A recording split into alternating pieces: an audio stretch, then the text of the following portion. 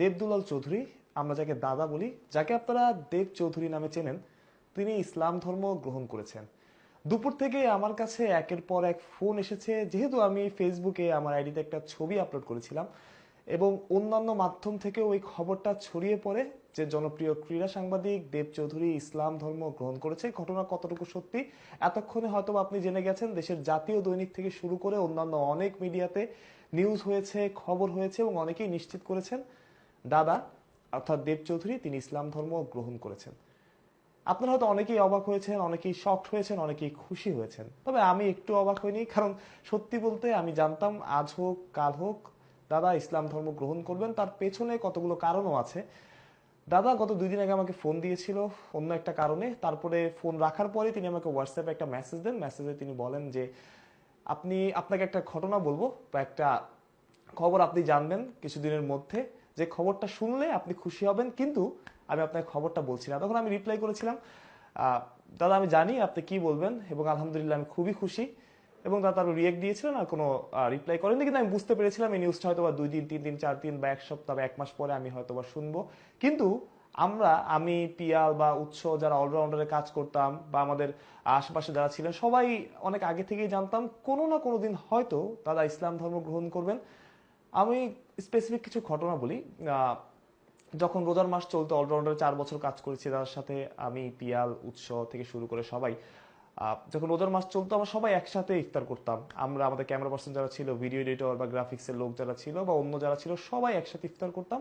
তো দাদাও সেখানে থাকতেন প্রায় রেগুলার সব সময়, এবং দাদা আমাদের আমাদের সাথে প্রতিদিন ইফতার করতেন। এবং আহ, আমরা যখন মোনাজাত করতাম দাদা তখন মোনাজাত করতেন, হাত তুলতেন।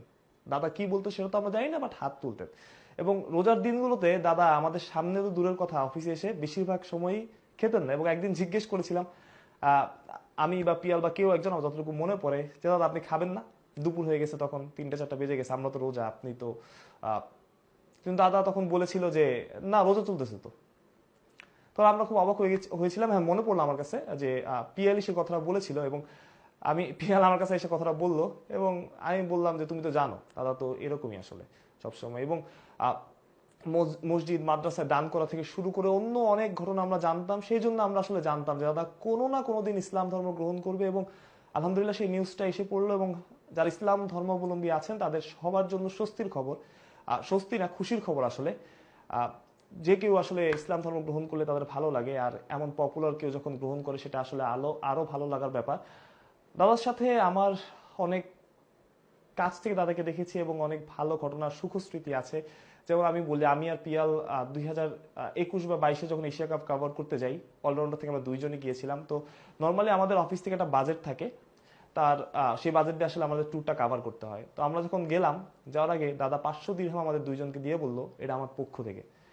আমি ওই ঘটনা জীবনে ভুলবো না, যে কোনো অফিসের কোনো বস বা কেউ এভাবে তার কর্মীদের সাপোর্ট দিয়েছে, এইভাবে তার কর্মীদের নিজের ভাই ভেবেছে, আমি আসলে কোথাও জানি না। এই জন্যই আসলে দাদার সাথে আমরা 4 বছর, অর্থাৎ অলরাউন্ডার যতদিন ছিল ততদিন আমরা দাদার সাথে কাজ করেছি। অনেকে আসছে গেছে, বাট আমি উৎস ঐশিয়া বাবা পিয়াল তারা আসলে কখনোই অলরাউন্ডার ছাড়ি নাই। এখন আলহামদুলিল্লাহ আমি যেখানে আছি খুবই ভালো আছি। অলরাউন্ডার বন্ধ হয়ে যাওয়ার পর আমি বিডি ক্রিক টাইমে জয়েন করি। এখানে জাভেদ ভাই আছেন, ইমরান ভাই আছেন, সবাই আমাদের খুব হেল্প করেন।